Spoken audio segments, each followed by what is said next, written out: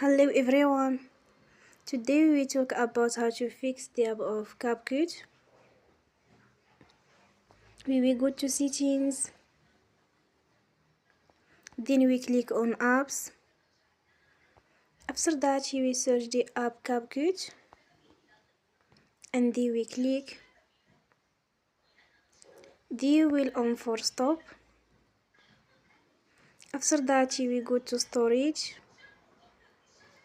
Then we click on clear cache.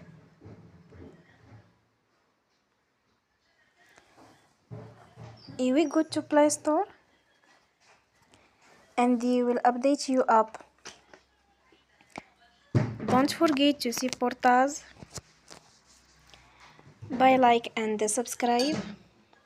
See you next time and thank you for watching.